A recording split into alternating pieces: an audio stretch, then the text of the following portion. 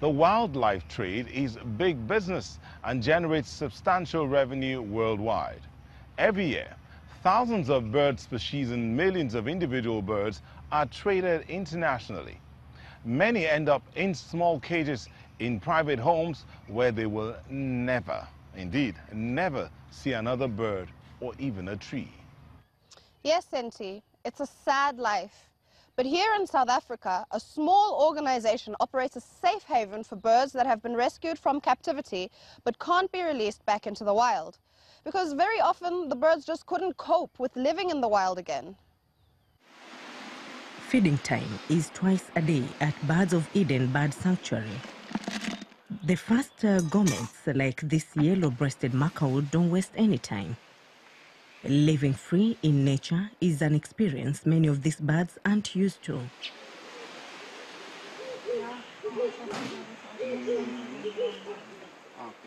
Isabel Wenzel has worked here for more than 15 years and knows pretty much every bird.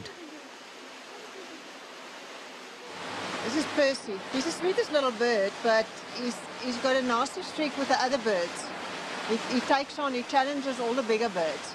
So he's forever in the wars, and I think he puts his foot up as a protection, so they keep biting his toes. This huge netted aviary covers 23,000 square meters and is up to 50 meters in height. There are more than 3,000 birds here, including a group of red ibises from a private zoo. Birds that come here need to learn to be birds. So they need to learn to fly, they need to learn to eat the right food, those type of things. And of course we have to also see that they interact well with each other, that they can interact with the people that come here, because they need to be safe. Shaling Hoon is responsible for the integration of newcomers. She knows only too well what many of her feathered friends have been through. Some have ripped off their feathers. Boredom and years in small cages exact a heavy price and leads to a range of behavioral problems. He was abandoned by his previous owners. His owners were moving away, and the landlord went to go and check on the house to make sure everything is still fine, and she found him. She immediately phoned us and asked us what to do, and we said we will take him in and we will eventually release him outside. But first, the rainbow lorikeet will spend a few weeks here before being released into the main aviary. He has to be given a clean bill of health and learn to be independent. Mostly, they're more than physically damaged, and they're very dependent on humans. Our process that we try and get is trying to get them dehumanized, which means we're trying to get them independent of humans, where they can survive on their own.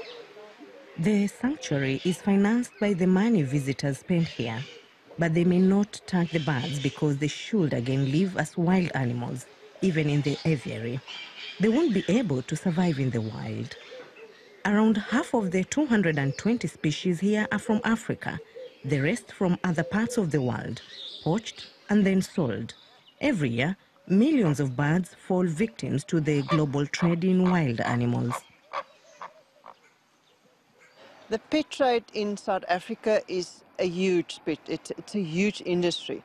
If you just think of a single one like African greys, South Africa exports something like 90,000 pet parrots to other countries. And it's a lot of those ones still originate from the wild. Birds of Eden is going to plays a big role in actually teaching people about don't get a pet parrot. Sadly, Birds of Eden is offered many more birds than it can take in, often by people who can't or don't want to take care of their pets anymore. Here they can live out their lives in relative freedom, a better fate than that of many other birds held in captivity. It might look like a salad bowl, but you can use it to produce clean water. Pretty cool idea, hey? A French company created the new prototype. It's part of our series, Doing Your Bit, where we show you new ideas and innovations from around the globe that aim to make the world a greener place.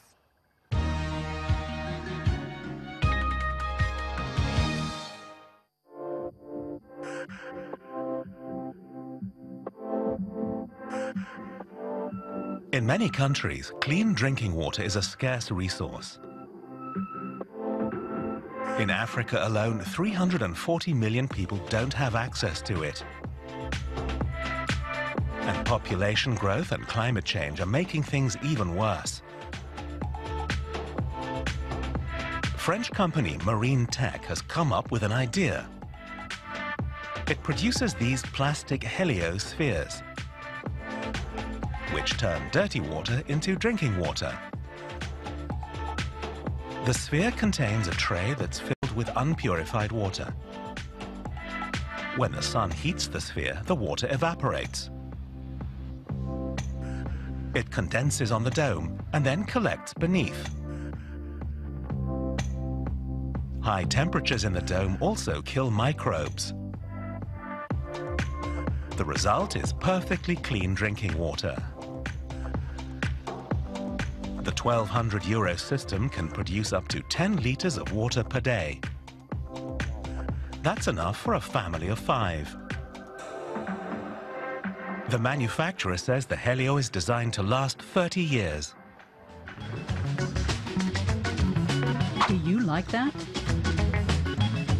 If you are also doing your bit, tell us about it.